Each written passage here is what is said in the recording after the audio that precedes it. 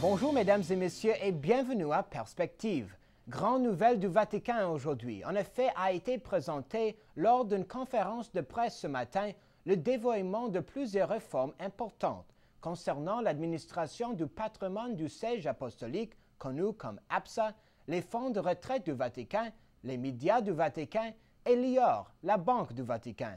Le point de presse était présidé par son éminence Monseigneur George Pell, préfet de la Secrétariat de l'économie, établi par le pape François pour superviser toutes les activités économiques du Saint-Siège et l'État du Vatican.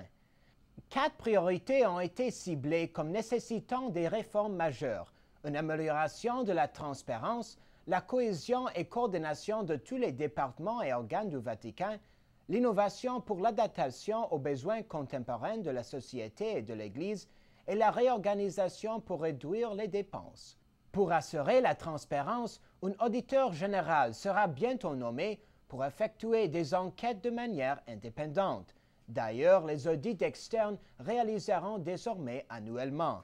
Le patrimoine du siège apostolique fonctionnera comme une banque centrale pour garantir la stabilité financière et pourra ainsi renouer les relations avec d'autres banques. Le cardinal Pell a souligné que le caractère urgent de ces réformes provient des délibérations qui ont lieu durant des réunions des cardinaux avant le conclave qui a élu le pape François. Le pape fait preuve d'énormément de leadership depuis son élection en renforçant la logique de la réforme continuelle de l'Église. De fait, le pape François affirmait récemment que le Concile Vatican II a répété la nécessité de rendre conforme l'organisation du Saint-Siège aux besoins contemporains en adaptant surtout la structure des dicastères de la Curie romaine, leur nombre, dénomination et compétences, ainsi que leur fonctionnement et la coordination réciproque aux exigences réelles de l'Église à chaque moment. Les nonces d'aujourd'hui ainsi que les nombreuses nouvelles nominations vont en ce sens. Monseigneur Pell a également annoncé lors de la conférence d'aujourd'hui que l'IOR aurait un nouveau président. Il s'agit de M. Jean-Baptiste de François et aura, entre autres, pour mission de mener la deuxième phase des réformes de la Banque à la suite de la conclusion de la première phase hier, supervisée par M. Ernst von Freiberg, directeur sortant, qui était aussi présent lors de la conférence. Dans son travail, M. de François sera aidé par une commission de 6 cardinaux qui commençait ses travaux dès aujourd'hui. À ce nombre s'ajoutent également 6 laïcs, tous avec le même nombre de votes. 4 laïcs ont également été nommés pour composer un nouveau comité technique pour les régimes de retraite du Vatican.